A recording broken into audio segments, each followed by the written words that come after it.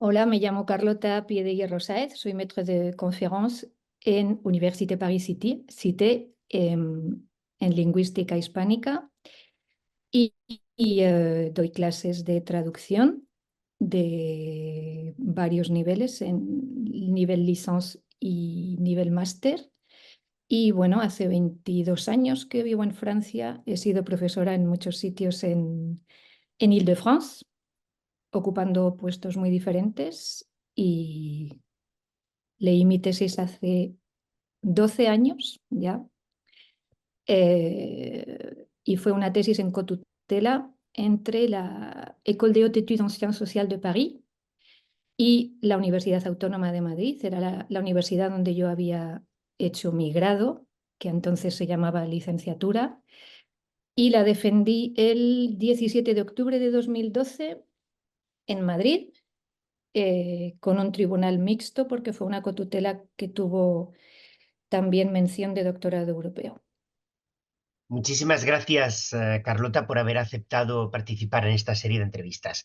Empezaremos preguntándote cuál es el proceso que te ha llevado a escribir una tesis. ¿Es un proceso tradicional donde has pasado por todas las etapas una a una o te has saltado etapas? ¿Ha sido, como un día en francés, l'aboutissement, el cumplimiento de algo o cómo nos lo puedes explicar?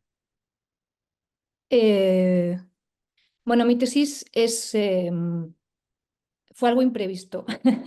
No, no que yo hiciera una tesis, porque a mí me picaba la idea de hacer algún día una tesis, pero yo hice una tesis sobre pragmática, haciendo algo contrastivo con una lengua extranjera, sobre lingüística, y en un contexto en el que yo era profesora de español lengua extranjera en un país que no era el mío, todo lo contrario a lo que yo había pensado. Yo hice hispánicas en la Autónoma porque eh, me gustaba leer. Yo quería ser profesora de español, pero por la literatura. Y yo cuando acabé el grado quería hacer una tesis sobre poesía hispanoamericana, hasta el punto de que pedí una beca para hacerlo, pero no me la dieron. Entonces decidí hacer un máster de español lengua extranjera cuando acabé el grado en Madrid. Y después de hacer ese máster, yo no tenía muy claro qué quería hacer, pero me surgió la oportunidad de venir a ser lectora de español a una universidad en París, a Paris Dauphine. Y de repente todo lo que yo no había, todo con lo que yo no había contado durante mis años de estudiante universitaria, que era la lingüística, la pragmática o la semántica, el español lengua extranjera, de repente se convirtieron en algo central en mi vida, y eso me llevó de repente a terminar haciendo una tesis que algunos de los profesores que yo tuve en la Autónoma, cuando luego defendí, se sorprendían. Pero bueno, Carlota, tú has defendido una tesis con Portolés sobre marcadores del discurso, pero si tú eras la chica que iba a hacer poesía hispanoamericana, ¿no? Entonces, en ese sentido fue algo muy raro, porque yo no estaba destinada a esta tesis en un principio. Mm. Entonces, ¿hay un elemento detonante? ¿Hay algo? Sí. Cuando yo llegué y eso lo cuento un poco en la introducción, cuando yo llegué a París, claro, yo no hablaba ni francés, pero tuve la suerte de llegar a París y ya tenía experiencia dando clase a extranjeros, sobre todo a chinos, lo cual fue muy raro porque yo cambié mucho de estudiantes. Pero como yo no conocía la interlengua que se llama de los estudiantes francófonos, en las primeras clases recogí varias redacciones.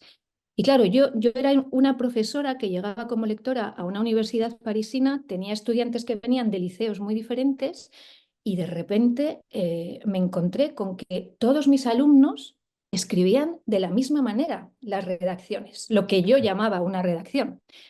Y me llamaba muchísimo la atención cómo utilizaban los marcadores del discurso y sobre todo cómo utilizaban algunos marcadores del discurso. Era una cosa que era muy llamativa. Entonces yo empecé a hablarlo con mis compañeros y me dijeron, hombre, claro, está la famosa disertación a la francesa y los marcadores del discurso. Y claro, yo decía, Dios mío, qué eficaz es l'École de la République, porque es que tengo alumnos que vienen de 300 liceos diferentes y todos hacen lo mismo.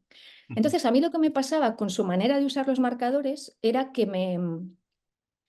me resultaba un poco desviada, voy a decir. Pero yo no sabía definir por qué.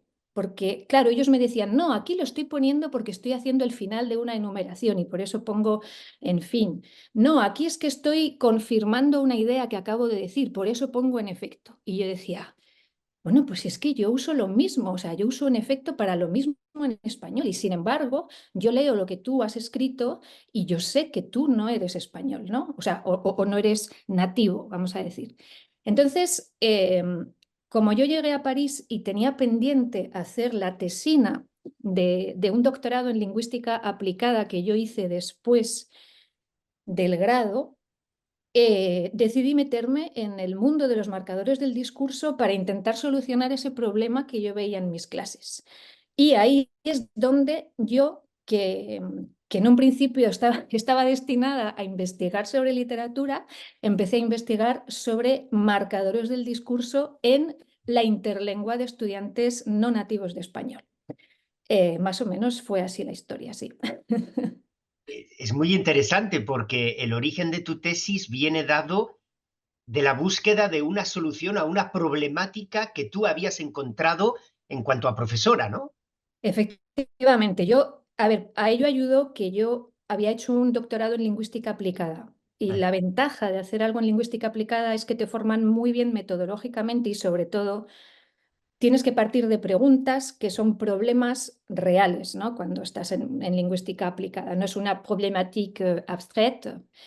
Entonces, aproveché que yo tenía ese material, que tenía esta oportunidad, porque yo en principio venía para ser lectora un año, aunque luego fui lectora 6 y llevo 22 años en este país.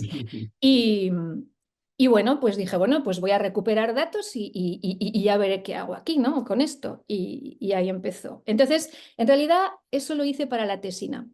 Y en mi tesina ya me metí un poco en este tema. Eh, y cuando acabé la tesina dije, bueno, aquí hay muchas preguntas que no están resueltas, yo tengo que hacer una tesis con esto. Y cuando acabé la tesina, que yo hice una tesina que defendí en la Universidad Nebrija de Madrid, me dije, yo quiero hacer algo en lingüística teórica porque me quiero formar bien y entonces volví a la Autónoma. Y a través de una profesora que yo tuve en tercero de carrera y que fue también gracias a ella por la cual llegué a París, que se llama Marina Fernández Lagunilla, llegué a Portolés, el cual era un profesor que existía en la Autónoma cuando yo estaba, pero la pragmática era una optativa que yo ni cogí.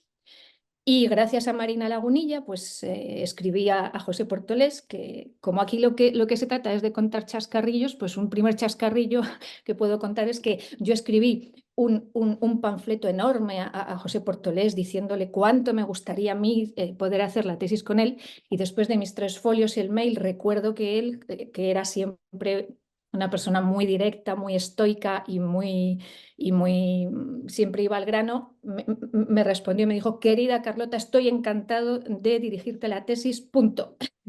Y así me convertí yo en doctoranda de José Portolés, que era el gran señor de los marcadores del discurso cuando yo empecé la tesis. Bueno, y desafortunadamente ya falleció, pero lo sigue siendo.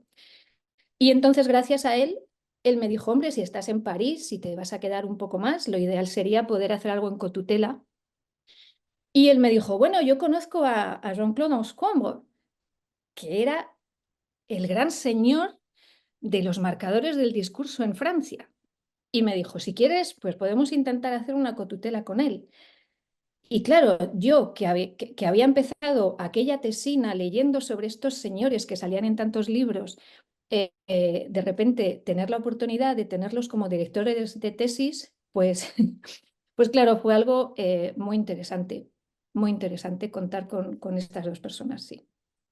Antes de entrar directamente ya a tu tesis, has evocado un poco de refilón el choque cultural entre España y Francia en cuanto a la didáctica, la manera de enfrentarse a un análisis de texto. ¿Lo has vivido verdaderamente eso o es algo que has superado fácilmente? No, no, no, no. Bueno, superarlo no lo sé, si es la palabra que puedo usar. Yo ahora estoy como dicen los sociólogos, no sé si a ti te pasa lo mismo, yo pertenezco al tercer espacio ya. Académicamente también. Yo ya no soy un producto del academicismo español, Sí, sí. tampoco lo soy del todo del francés. Vale. Pertenecemos a un espacio intermedio y lo que sí, en lo que se refiere a la concepción de una tesis, yo tuve la gran fortuna de trabajar con estas dos personas que pertenecían a dos culturas académicas completamente diferentes, completamente diferentes. Entonces, para mí fue muy enriquecedor porque eran complementarias al 100%, pero también creó en algunos momentos algunos conflictos, porque tenían dos maneras muy diferentes de concebir cómo se hace una tesis. En concreto, el mundo académico español es muy academicista. En España es muy importante haber leído a todo el mundo y la autoridad eh, es per se algo que da casi que confirma tus hipótesis. Es decir, yo sigo a fulanito, como es un señor o una señora que escribe muchos libros en Estados Unidos o en Francia o en Inglaterra, incluso dentro del hispanismo eso ocurre, mis hipótesis ya tienen validez, mis resultados ya pueden ir por aquí. En cambio, entonces yo venía de ese mundo y José Portolés era un señor catedrático de universidad, con una cultura impresionante en todos los sentidos. O sea, Portolés te hablaba de lingüística, pero te hablaba de historia. Yo recuerdo cuando yo iba a Madrid y quedaba con él que me hablaba de los pájaros, de las plantas, se sabía los nombres de los árboles. O sea, era un académico, pero es que era sobrino del gran Lázaro Carreter, que era ese señor que escribía los libros que nosotros utilizábamos en el bachillerato en España, En ¿no? nuestra generación, sí, sí. Efectivamente. Y frente a él estaba Jean-Claude Anscombre, que claro, era un señor que venía de otro mundo. Era un señor que en un principio había sido matemático, porque su primera tesis fue de matemáticas, y que venía de la tradición cartesiana francesa, donde lo que importa aquí es que tú crees algo que tenga valor científico y que tú aportes algo. Entonces, claro, era muy complementario, pero muchas veces cuando yo hablaba con uno o con el otro, yo veía que ellos veían hacia dónde yo podía ir de maneras diferentes. Y, y bueno, pues eso fue una de las cosas interesantes de mi tesis, que alguna vez pues costó solucionar algunos problemas, sí, por este choque cultural académico entre dos maneras de concebir la investigación, sí. Tengo aquí delante el título de tu tesis en castellano, un modelo de pragmática lingüística para el análisis de los marcadores del discurso, aplicación al estudio contrastivo de en efecto y en efecto. ¿Se planteó la cuestión del idioma en que ibas a escribirlo? ¿O fue una cuestión administrativa? ¿O fue una opción tuya? ¿Fue una decisión de quién? Fue una decisión mía eh, porque la tesis se redactaba en la lengua en la cual tú, de acuerdo con el país donde ibas a defender. Entonces yo quería defender en Madrid, básicamente porque quería defender en un lugar donde pudiera estar mi familia Sí, sí. y bueno, porque era también mi casa, porque aquí en París yo estaba inscrita en la EHESS, pero Jean-Claude Anscombre era en realidad un señor del CNRS que daba clase en la EHESS, pero él tampoco pertenecía, no era titular en la EHESS. Entonces, eso determinó la lengua de la tesis, también porque yo como te he contado que a mí lo que me gustaba era leer y escribir cuando yo era pequeña, lo que yo sé hacer en español no lo sé hacer en francés, ni escribiendo ni hablando. Entonces era ponerme, como tuve la posibilidad de elegir la lengua, era ponerme una dificultad añadida, redactarlo en francés. Por eso fue en español, básicamente. Y si lo hubieras escrito en francés, el resultado hubiera sido el mismo. No digo a nivel de calidad de escritura, ¿eh? No me refiero a eso. Pero hay matices, hay elementos. Sí, Imagino eh, que en tu tesis estás jugando todo el rato con el cambio de lengua, el cambio, utilizaciones lingüísticas diferentes. Lo veo bastante, la sí, elección de la sí, lengua en tu caso la veo una elección sí, importante. sí, sí. De hecho, es una tesis con un enfoque contrastivo, pero es falsamente contrastivo, porque yo parto desde la visión del español y intento responder a esa pregunta, que Claro, es sí, sí. eh, ¿por qué alguien que utiliza los marcadores del español bueno, dando la impresión de que los utiliza de la misma manera que yo los utilizo, no los utiliza, ¿no? Entonces, en realidad es una visión hispanocentrista o más bien desde el punto de vista de un lingüista del español que observa usos en una interlengua de alguien que en realidad está mostrando interferencias de su lengua materna, no es otra cosa. O sea, es así. Pero sí, sí, sí. Has evocado algunas dificultades. ¿Cuáles fueron las principales dificultades que encontraste en la pre-escritura y luego a posterior en la escritura? Bueno, hacer una tesis es una cosa difícil y todo el que lo ha hecho lo sabe. Es muy difícil por muchas razones. Hay razones logísticas con las que a veces uno no cuenta, que son importantes. O sea, una tesis requiere mucho tiempo, tienes que tener los medios para poder dedicarte a eso. Como mujer, también he de decir que ser mujer eh, implica un problema cuando te pasa lo que me pasó a mí, que es que yo fui madre en el medio de mi tesis. Entonces, como eso también forma parte, porque hay muchas mujeres que escriben y defienden tesis en el momento de su vida en el que están pues en la edad de tener hijos, porque es así, ¿no? O sea, coincide, ¿no? El momento en el que tú vas por cómo está montado todo.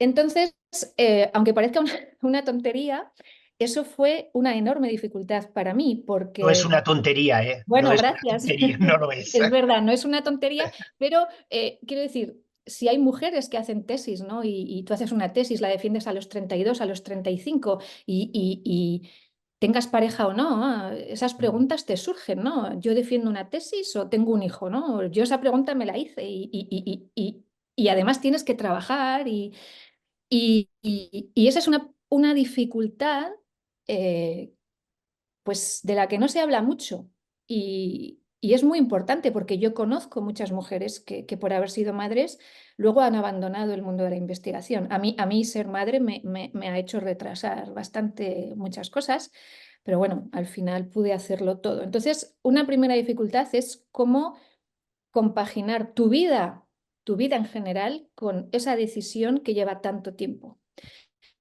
Entonces, por un lado fue eso. Mi segunda dificultad fue que yo me metí en un tema sin pertenecer a ese mundo.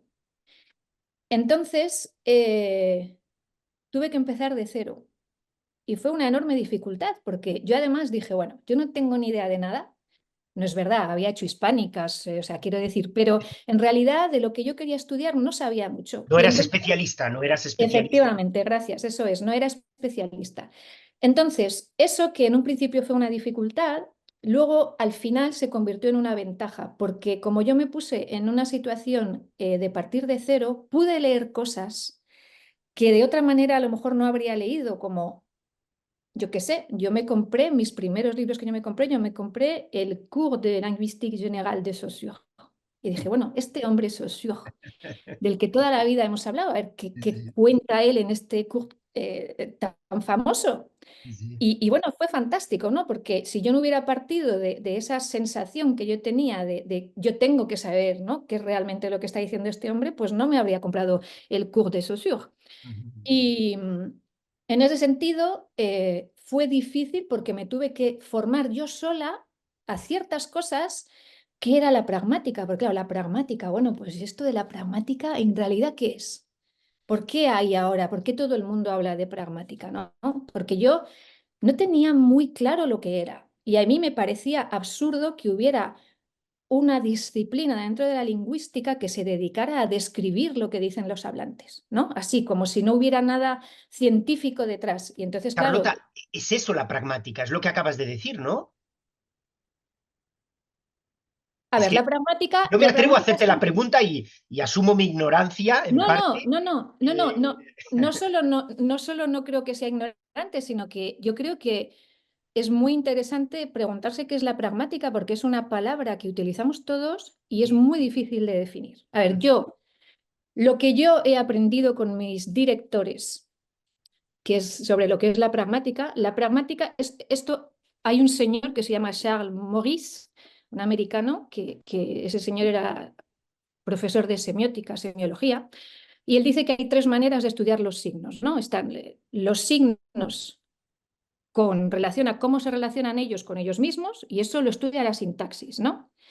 Luego está cómo se relacionan los signos con lo que representan los signos, y eso lo estudia la semántica. Y en tercer lugar está la relación de los signos con los usuarios, y eso es la pragmática.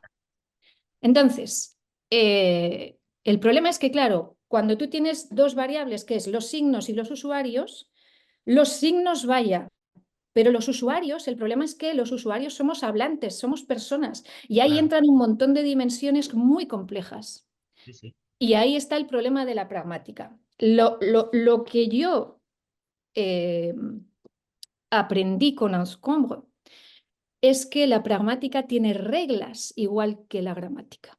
Y hay reglas pragmáticas que están inscritas en los signos, es decir, lo que dice la teoría de Anscombe, sobre todo donde yo enfoqué mi tesis y en lo que yo creo hoy en día todavía, por supuesto, es que los signos que utilizamos los hablantes no solo tienen reglas de combinación con otros signos, sino que también tienen reglas codificadas sobre cómo los usuarios utilizamos esos signos. Y también las adquirimos, no solo adquirimos una regla de sintaxis que el artículo va delante del nombre, sino que adquirimos muchas reglas que conciernen a cómo nos relacionamos los unos con los otros, por ejemplo. Bueno, eso es la pragmática. Pero bueno, es un tema muy complicado y seguramente la pragmática es una cosa que si pudiéramos volver a hablar de ello dentro de 100 años, pues seguramente no hablaríamos igual, Ujú. porque es una disciplina que es muy reciente. La sintaxis, los griegos hacían Sí, ya sí. sintaxis, pero es que la pragmática es una cosa de la que hablamos desde el siglo XX, entonces es normal que estemos en ese berenjenal ahora mismo por ahora.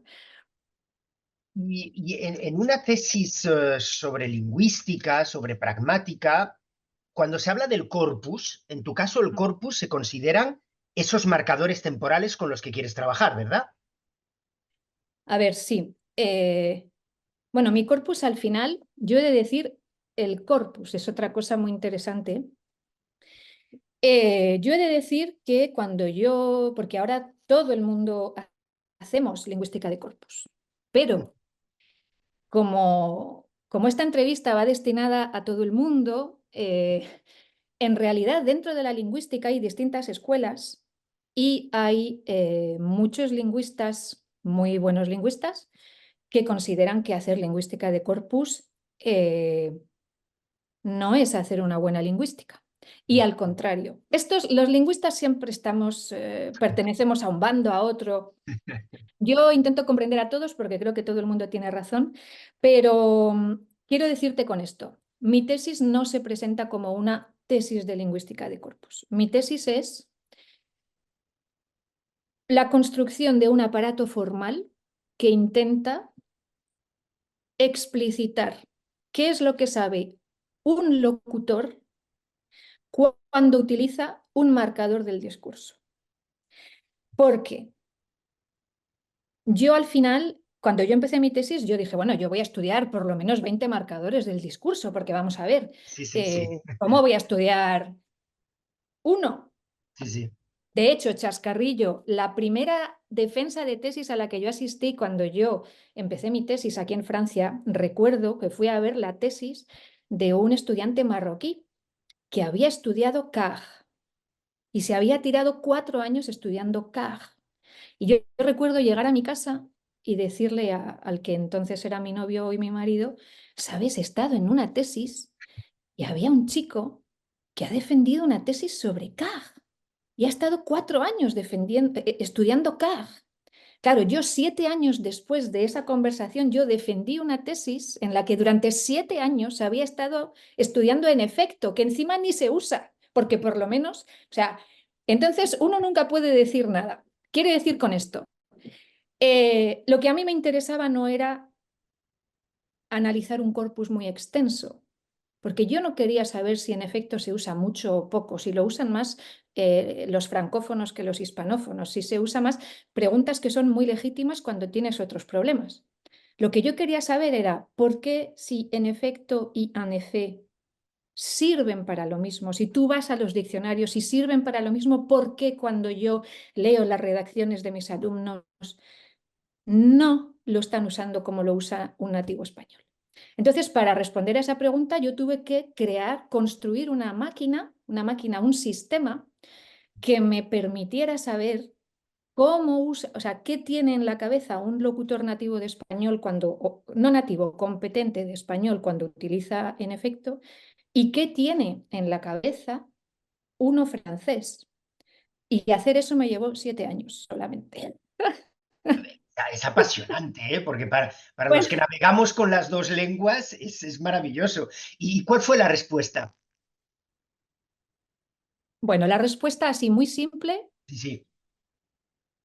que no, a ver, es simple de responder, pero comprender el concepto no es tan simple, es que en efecto, en efecto siempre confirma o valida una aserción, una aserción para los no lingüistas es una frase declarativa. Estoy haciendo Sé que lo que te pido es difícil, pero un sí. raccourci muy grande, ¿de acuerdo? O sea, Sí. pero en effet puede validar no una aserción, sino la enunciación de una aserción.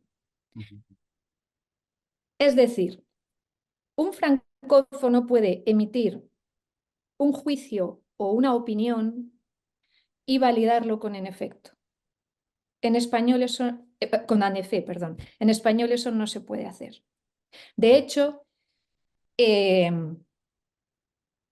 un ejemplo que yo me escribí así en un tabló cuando empecé la tesis era la primera frase que yo leí de un alumno que yo tuve en primer año que se llamaba Alberic Fischer. Y él me escribió en una redacción la frase siguiente. El 11 de septiembre de 2001 ocurrió un atentado en Nueva York. Punto. En efecto, dos aviones chocaron contra las Torres Gemelas. Bueno, a mí esa frase me perturbó durante 7 años, Sí, sí, sí, sí. porque yo decía, pues es que este chico, ¿qué es lo que está haciendo? Porque es que eso en español no se hace. Pues esa frase, y entonces para responder a esa frase, pues yo hice este análisis de corpus, que ahora te respondo a la pregunta del corpus, perdóname de dónde lo saqué, que son tablas y tablas y tablas que explicitan todo lo que tiene o sea, el uso de en efecto en un discurso, qué es lo que pasa como por debajo del discurso. Y por eso es tan complejo. Entonces, claro, para meterme ahí, pues tuve que estudiar qué son las anáforas, qué es la argumentación, qué es la polifonía, qué, qué son los encadenamientos, qué diferencia hay entre la argumentación lógica y la argumentación argumentativa. O sea, un montón de cosas que de repente entran en juego y por eso se usa tan poco en efecto en español, porque es que saber usarlo es manejar muchos elementos del discurso que no puede manejar ni un locutor no experto como un niño, ni un no nativo, a no ser que tenga un nivel muy alto de lengua, claro, porque es que manejar eso pues es complicado.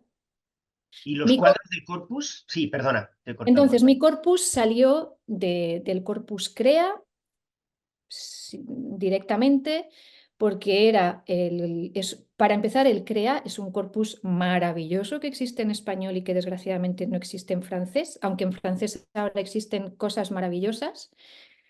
Es de muy fácil búsqueda, te da ocurrencias muy variadas de muchos países diferentes, etcétera. Entonces yo hice una selección del corpus de la Real Academia Española eh, y analicé, no lo sé, a lo mejor al final 100 ejemplos en efecto. He de decir que analizar esos 100 ejemplos me debió de llevar unos 2 años o 3 el análisis. Porque claro, yo decía, bueno, voy a estudiar una variable. Y una variable era el tipo de encadenamiento. Y entonces cuando estudiaba esa veía que había otra que había que estudiar porque me salían cosas distintas en los ejemplos que no estaba viendo. Y a partir de ahí, pues fui sacándolo. Y el corpus del francés lo saqué del corpus Frontext, Mm, que es un corpus de literatura, pero he de decir claro, yo quería contextos en los que aparecieran las dos palabras que yo quería estudiar de la manera más prototípica posible o de la manera más estándar posible, aunque es verdad, y luego que quería que aparecieran, porque en claro. efecto y en efe, por ejemplo, en los corpus orales no aparecen. Ujú, Entonces utilicé esos dos corpus porque eran lo suficientemente homogéneos los dos como para poder suponer que los datos que iba a encontrar en uno y en otro eran datos que se podían mm. comparar. ¿No? Nos vamos acercando poco a poco al día de la defensa. Has hablado de 7 años bueno, de elaboración de la tesis. Mm. Em, ¿7 años por cuestiones familiares o fueron 7 años verdaderamente necesarios para llegar a esa elaboración? Hablo sobre las fechas porque es un tema de actualidad, si una tesis debe durar 3, 4, 5, 6 años, es un tema del que se habla con bastante recurrencia. Pues es una pregunta muy interesante porque las tesis de lingüística suelen ser tesis lentas. Mm, No lo digo yo solo. eh, Porque no se trata solo de recabar datos y describirlos, se trata eh, pues de crear algo que dé respuesta a algo y tienes que construirlo. Para construirlo te tienes que formar. Para formarte necesitas leer. Y leer artículos de lingüística, al menos de la lingüística que yo tuve que leer, es muy duro. sí, sí, sí. Yo sigo teniendo artículos que he leído 3, 4 veces, por ejemplo, de algunos de mi director, de Jean-Claude Anscombe, y yo a veces que hablo a menudo con él, le digo, Jean-Claude, ya por fin ese artículo suyo ya lo voy entendiendo, ya me lo he leído 4 veces, también porque, bueno, él tarda un año en escribir un artículo y tiene muchas cosas a la vez, ¿no? Pero en lingüística al menos, hacer una tesis de 3 años, a mí personalmente a no ser que tengas un problema muy concreto y, por ejemplo, dentro de un proyecto y ya estés formado desde el grado y el máster, vale. Eh, Otra posibilidad es decir, bueno, haces una tesis en 3 años, demuestras que investigas y luego en realidad te sigues formando, lo Sí. cual tampoco lo veo mal. Mm, En ese debate de los 3 años no voy a entrar, pero si solo tienes 3 años, no puedes hacerlo en las condiciones en las que yo lo tuve que hacer, que yo durante la tesis pues fui de todo. Yo daba clase en medio París y las afueras, era vacataire en varios sitios, daba clases desde las 8 de la mañana hasta las 8 de la tarde, sí. decidí ser madre en medio, fue muy complicado. Entonces, en otras condiciones, sí. Mi tesis fueron 7 años porque el tema yo creo que lo necesitaba, pero evidentemente yo no estuve 7 años a full. Si hubiera tenido otras condiciones de trabajo para trabajar mi tesis, pues habría sido seguramente el tiempo más reducido. 3 años no lo sé, pero de 7 tampoco. Sí. ¿Puede recordarnos la composición del jurado y el lugar donde defendiste la tesis, por favor? Eh, bueno, estuvieron mis dos directores, que eso si alguien hace una tesis en cotutela, al menos con España, debe saber que eso crea conflicto con España, porque en la ley española los directores de tesis no pueden estar en el tribunal y en cambio en la ley francesa es obligatorio que estén. Obligatorio, correcto. Entonces, eso también fue un problema administrativo impresionante que también hubo que solucionar. No sé cómo será ahora, supongo que esto fue hace 12 años, ahora se hace mucho más esto y estará bastante más aceptado. Entonces estuvieron mis dos directores de tesis. El presidente del tribunal fue Bernard Darboux Ah, uy. Mm. y después estuvo Marina Fernández Lagunilla, que fue esta profesora de la Autónoma por la cual yo llegué a París.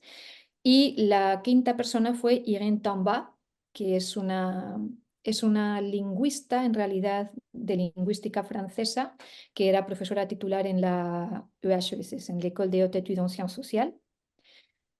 Y bueno, defendí en Madrid, en español y francés, y en la Universidad Autónoma. Y ¿Y qué recuerdo guardas de ese día? De una manera general. pues fue la sensación de satisfacción de haber dicho, bueno, esto está hecho y ha salido bien, has llegado al final, eh, has contado lo que querías contar y, y bueno, de bastante satisfacción. De soulagement también, de todo el trabajo hecho.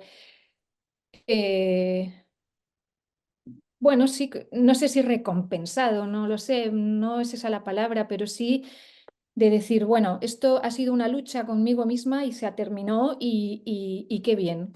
Y, y vamos a celebrarlo. Está bien lo que Es, dices de consigo mismo. Hay algo de lucha contigo mismo o misma, de desafío, de sí, llegar sí, hasta el sí, final. Sí, sí. yo creo que sí. Y eso Eh, yo creo que todo el mundo que ha hecho una tesis pasa por esa fase. eh, Porque pasas por muchas fases en la tesis, pasas por la fase de, Dios mío, síndrome del impostor total, de, Dios mío, ¿qué digo yo aquí? ¿Qué estoy diciendo? Esto no puede ser, clarísimo, a todo lo contrario, de, bueno, lo que está diciendo es una tontería, yo esto lo veo mucho más claro, y al día siguiente es justo lo contrario. Entonces, claro, mi director francés, Jean-Claude Anscombre, un día recuerdo que me dijo, el que hace una tesis es una persona distinta después de defender la tesis a como era antes, porque implica una transformación cognitiva de tu manera de percibir el mundo, de enfrentarte a ese problema que es escribir un libro sobre algo. Y yo sí creo que te cambia realmente cognitivamente, sí. Sí, sí. ¿Y cuál fue el intercambio con el jurado, la recepción? ¿Qué recuerdo guardas de esa hora, hora y media, 2 horas en las que te hacen Sí. preguntas, tú tienes que responder? Bueno, pues fue una defensa que fue bien. Fue bastante bien, de hecho. Bueno, de hecho, mi tesis luego recibió el premio extraordinario de la Universidad Autónoma de Madrid y todo. Pero otra cosa curiosa cuando hablas de una tesis en cotutela es que una parte de mi jury, 3 personas de las 5, eran del mundo académico francés. Y las tesis francesas que se defienden en Francia son tesis en las que uno va a defender su trabajo de verdad. Entonces, defender es porque te están atacando. Entonces yo recuerdo que mi tía y mi madre, o sea, sufrieron muchísimo, porque claro, veían allí a esos señores que me hablaban en francés y que estaban como muy serios diciéndome, bueno, y usted dice que no sé qué y no sé qué, pero... Y entonces mi madre, recuerdo cuando dan el receso ese antes de que te den la nota, que bueno, la nota fue todo muy bien, me dieron la máxima nota y todo. "Ah, pero de verdad, Carlota, que ha ido todo bien, porque esa señora lo que te ha preguntado, yo no sé", y yo, mamá, tranquilízate, que esto es así. Y en cambio luego he estado en alguna tesis en España, no sé si también por casualidad, y no es tan agresivo, vamos a decir, no sé si es la palabra, pero fue una tesis que hubo que defender, sí. De hecho, Eh, corrígeme si me equivoco, pero en España se leen las tesis. sí, Más que defender, es verdad, ¿no? Se sí, es utiliza. verdad, existe es verdad, así es. ¿Has leído la tesis? Totalmente. Correcto, has leído la Así tesis, es no la verdad, defiendes, no partes del hecho de defenderla, es verdad, sino partes del hecho de tienes leerla y razón, luego te hacen preguntas. Sí, sí. es verdad, Y, efectivamente. eh, ¿qué presencia tiene hoy en tu vida de docente la tesis? Veo que la tienes ahí, la has manejado, la has tocado, físicamente la tienes presente, está guardada en un rincón, en un cajón, recurres a ella con frecuencia, la tienes en tu ordenador en PDF para ir a consultar algo. Bueno, pues mi tesis, curiosamente, cuando yo la acabé, que como fue un periodo así un poco largo y duro de mi vida, quería pasar a otra cosa, ha estado guardada en mi ordenador y en mis estanterías mucho tiempo. Y ahora resulta que desde hace un par de años, hace 3 años, pues la consulto mucho. No, no la he leído así, no me pongo por las noches como mi novela de antes de ir a dormir, ni muchísimo menos, pero me sorprendo a mí misma ahora cuando tengo que investigar sobre algo, que digo, ¿y cómo hice yo esto en la tesis? ¿O cómo definí yo esto en la tesis? Y resulta que la consulto mucho en ese sentido y me vale para mucho más de lo que yo me imaginé cuando la escribí. Porque cuando uno acaba la tesis, yo a pesar de que terminé contenta más o menos con lo que hice, porque había sido un trabajo titanesco, claro, uno que conoce muy bien su trabajo sabe cuáles son los fallos. Y entonces yo decía, bueno, pero aquí esto no lo he explicado, esto tampoco. Y entonces uno se queda como con eso, ¿no? Pero la ventaja que te da verla avec du recul, como dicen en francés, ¿no?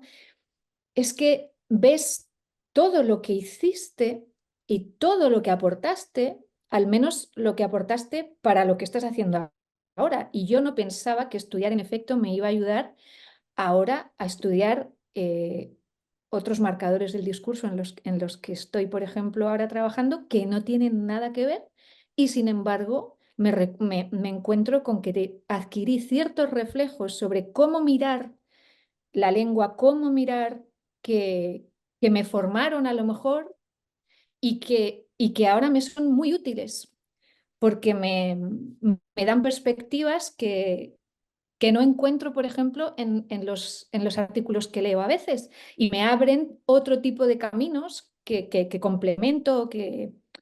Entonces, sí, en cuanto a mis clases, pues hablar de en efecto, desde que empecé la tesis, siempre hablo el primer día, más o menos, y siempre hablo de lo mismo. Por favor, olvidáis en efecto, chicos, en efecto en español no existe y ya está. Porque claro, si yo me pongo a explicar a mis alumnos que el problema de en efecto tiene que ver con un problema de autoridad polifónica, de tema y de rema, de implicación lógica, claro, es imposible.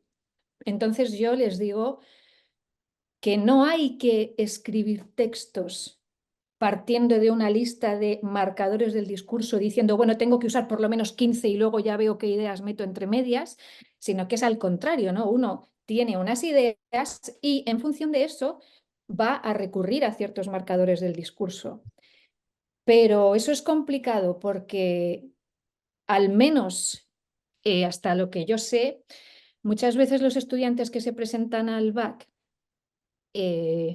y eso me lo han dicho a mí mis estudiantes durante muchos años, su manera de prepararse al BAC de español es que se estudian de memoria listas de marcadores del discurso y llegan a la prueba de español del BAC y dicen, bueno, tengo que usar por lo menos 10, Sí, sí, porque, sí, sí, porque sí. cuantos más use van Sí, a sí, pensar que está mejor construido. Y correcto, sí, claro, sí. y luchar contra eso, eso sí es otro tema diferente en el que podríamos entrar, al que mi tesis no puede responder a ese problema o tema. No Ya puede. antes de acabar, ¿qué consejo darías a las doctorandas y doctorandos que inician esta aventura? A ver, un consejo, porque a mí me ha servido mucho ahora, claro, yo lo veo con la ventaja de que hablo de mi tesis habiéndola leído hace ya bastantes años. Un consejo es que lean las bases, hagan la tesis en lo que lo hagan. Si decides hacer una tesis en civilización y vas a estudiar, yo qué sé, el siglo XVIII y de repente no tienes muy claro qué reyes gobernaban en España, no tengas problema, o sea, vete a las bases, Ujú, no pasa nada, ujú, porque es el momento en el que lo puedes hacer. O sea, cuando ya estás metido en el mundo de profesor, vas un poco, pero hay una parte de la base que tienes que aprender en ese momento. Y aunque al principio te parezca perder el tiempo, al final no, porque comprendes muchas cosas. Y por ejemplo, en lingüística, yo los últimos congresos a los que he ido, especialmente en el campo en el que yo me muevo, pragmática, marcadores del discurso, que ahora está súper de moda y todos los jóvenes estudian esas cosas, especialmente pues marcadores del discurso de la lengua oral, porque lo conocen, porque entonces es como muy fácil. Y ujú, entonces se dedican cogen corpus, los clasifican, describen, pero no saben qué es lo que decía Saussure. O ujú. sea, Sí, sí. entonces, aunque no lo parezca, lo que decía Saussure te va a ser muy útil para estudiar cosas que te parecen muy actuales, porque te va a dar una visión de profundeur que te va a ayudar a plantear tus preguntas de una manera pertinente y a encontrar criterios para analizar cosas. Y luego otro consejo que a mí me sirvió mucho cuando yo estaba sobre todo en la fase de redacción del final, que es muy duro. Me acuerdo cuando yo fui lectora en esa universidad donde llegué al principio, en Paris Dauphine, al final fui lectora 6 años por circunstancias de la vida, y yo recuerdo que la sala de las fotocopias era la sala también de los doctorandos. Dauphine es una universidad de económicas, de empresariales, de administración de empresas y todo eso. Y los pobres doctorandos que estaban allí, que tenían todos cara de compungidos y sufrientes, yo recuerdo uno que hizo, durante esos años que yo estuve allí, él hizo su tesis, que se había imprimido una hoja muy grande que estaba en inglés, porque la habría encontrado en internet en inglés, y entonces ponía algo así como, cuando pienses que lo que estás escribiendo no vale la pena, just write. Cuando dudes de todo lo que has leído, just write. Cuando pienses que tu hipótesis no funciona, just write. Y tenía como un decálogo, ¿no? Que era todo just write. Y yo recuerdo que el momento de pánico del final, cuando dices, bueno, qué bonito es todo esto que has montado, pero ahora lo tienes que contar. Y yo pasé muchas veces por eso de Dios mío. O sea, y entonces era el just write. O sea, llega un punto en el que tienes que aceptar que te tienes que tirar a la piscina y tienes que redactar. Y, y ese momento, mi consejo es escribe, escribe. A lo mejor un día, cuando releas, tienes que quitar 3 páginas, pero no importa, porque habrás escrito 10 y podrás guardar 7. Y, y bueno, no sé, esos son los consejos que se me ocurren. Y ya para acabar, ¿puedes leernos la primera frase de tu tesis, de lo que consideras es el comienzo de la tesis, lo que quizás el primer capítulo o la introducción, la primera frase? Bueno, la primera frase de la introducción dice, hace 10 años llegué a París para ejercer como lectora de español en la Universidad Paris Dauphine. gracias a un convenio, según el lector de español de esta universidad, vendría de la Autónoma de Madrid, donde yo había obtenido mi licenciatura en Filología Hispánica. Eh, si quieres te leo el párrafo para Sí, que sí, veas por qué sí, sí. explico esto. Mi labor iba a consistir en ser profesora de lengua española y civilización a alumnos de diversos cursos y de diferentes niveles. Aunque tenía experiencia como profesora de L, apenas había tenido alumnos de lengua materna francesa, así que durante los primeros días del curso me dediqué a recoger redacciones de mis estudiantes para hacerme una idea de qué particularidades tenía la interlengua de un francófono y qué dificultades iba a tener que abordar yo durante mis clases. La recogida de las redacciones de los alumnos de primer año supuso para mí un sorprendente descubrimiento. Aunque procedían de muy distintos liceos, todas eran muy parecidas en cuanto a la estructura y también en cuanto al tipo de palabras y fórmulas que los alumnos utilizaban. Concretamente, me llamó mucho la atención la gran frecuencia con que aparecían en los textos ciertos marcadores del discurso y sobre todo el hecho de que en no pocas ocasiones fueran utilizados de un modo que para mí resultaba muy extraño. Corresponde perfectamente con lo que nos explicabas al comienzo de esta entrevista. Así es, sí. Muchísimas gracias por haber compartido estos recuerdos, tus conocimientos y buena continuación, que seguro que hay algo en los cajones preparándose. Muchísimas gracias. Muchas gracias a ti. De acuerdo. Hasta pronto.